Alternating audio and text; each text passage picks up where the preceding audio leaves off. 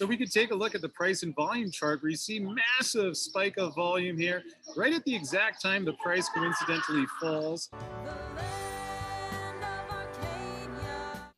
Well, hello there, my friends. Chris Marcus here with you for Arcadia Economics on a Monday afternoon. Interesting day in Silverland because, as you'll see, I'm going to pull up the chart here momentarily. Once again, there was some spoofing early in the morning, a very unusual looking pattern here.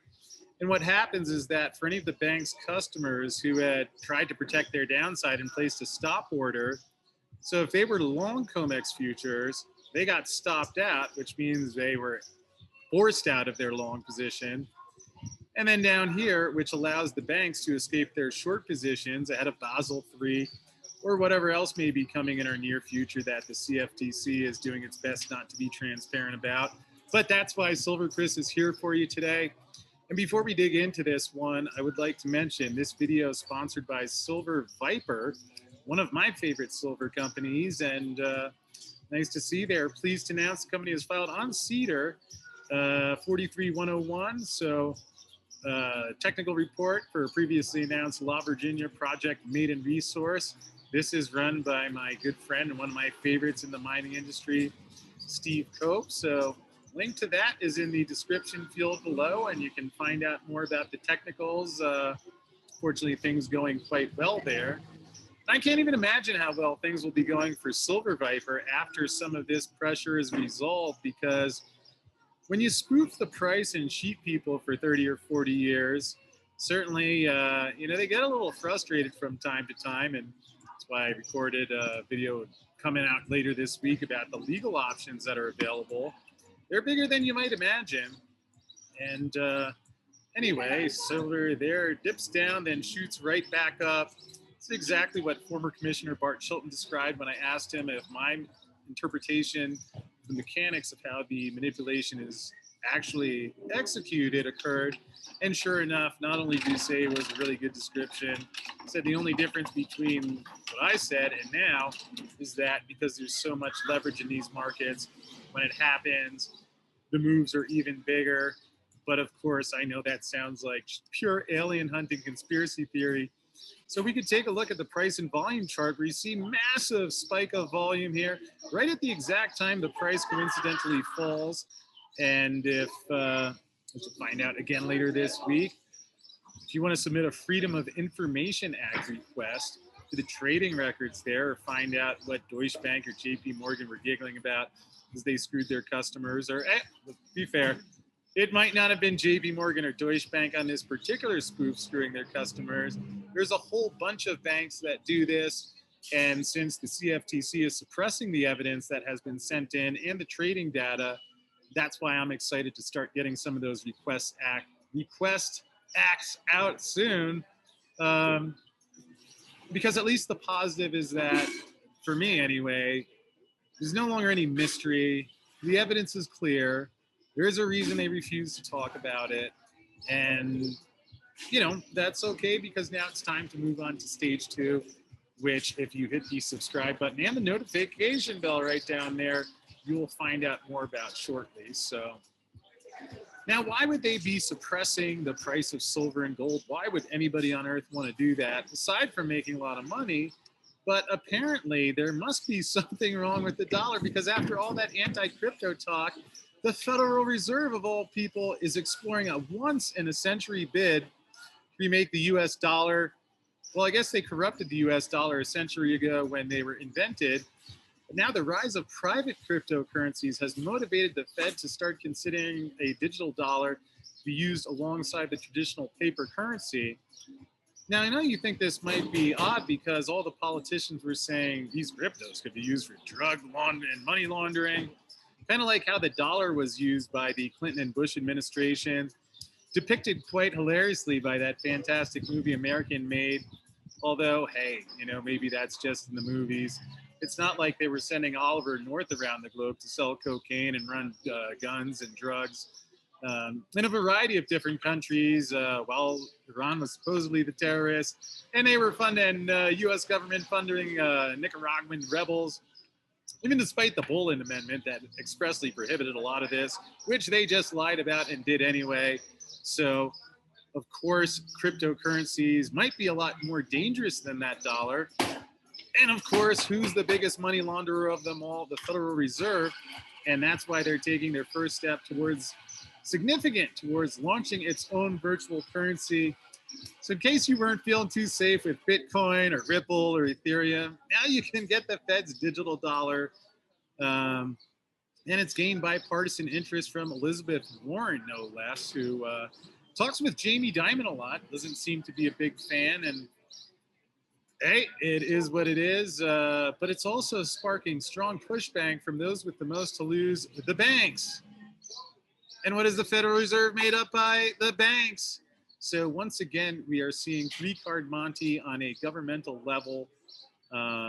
Not a coincidence that the dollar is unraveling as we speak. My personal expectation, I wouldn't call this fact by any means yet, but my guess is by the end of 2021, a lot of the things that people have been talking about as, oh, one day, I think are starting to become a lot more overt. We'll see what that leaves as our timeline in the silver market. But again, you can see here now, after hearing that Bitcoin was the boogeyman, once again, the Fed taking up, making their own.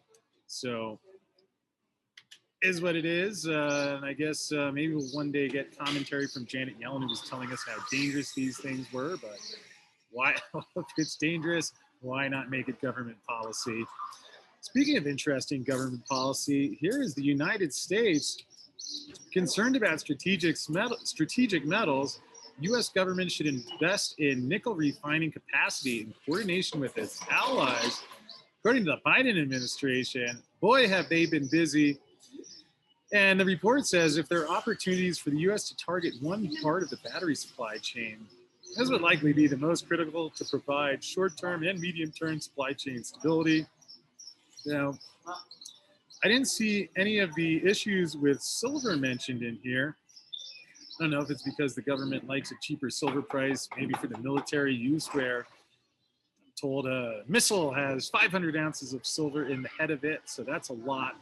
And you're going to probably want to keep the price low if you're building a lot of tanks and guns and things. A little out of my area of expertise, so I won't go off on a tangent on that one. But interesting, the Department of Energy concerned greatly about nickel, silicon, and lithium. So perhaps we can get the word to them about how the banks have been suppressing and cheating their own customers in the silver market, which has really created a real threat to the national security. Because I don't think we need more tanks and guns to defend the United States. We need some integrity in the financial system, which is where the real financial warfare has been occurring. I mean, geez, it's gotten so out of control that even China is releasing metal reserves in an effort to tame the commodities rally. Now, is this actually what China is doing and thinking?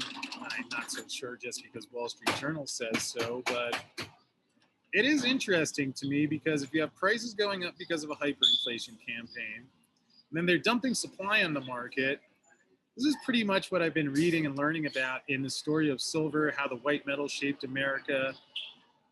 And anyone who ever wants to tell me about what a great guy FDR is and how we should be thrilled about these things that he did, oh my God, it's a history of let's change this bill to raise silver. Let's change this bill to lower silver. We'll do this against China. I mean, it is what it is.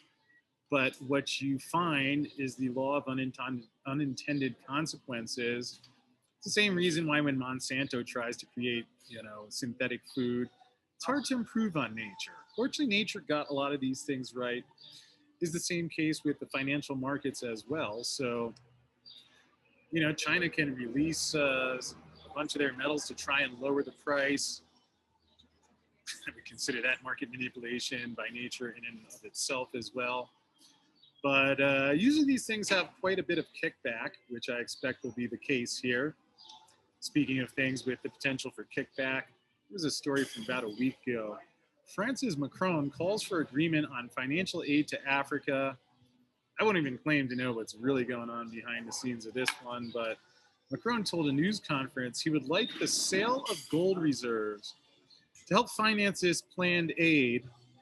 Now, if you do a little further searching, you'll see there was a whole bunch of shenanigans going on politically between France and Africa right before this came out. And of course, all of a sudden, now let's sell the gold. A lot of central bankers want gold. Governments don't understand it. But Macron, out of left field, wants to sell the gold.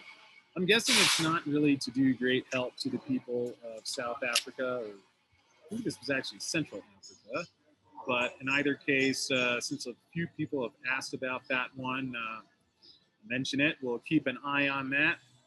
And lastly, because I mentioned FDR and the Exchange Stabilization Fund, because people say, yes, this technically is legal according to the law code that the U.S. government can go and manipulate the prices.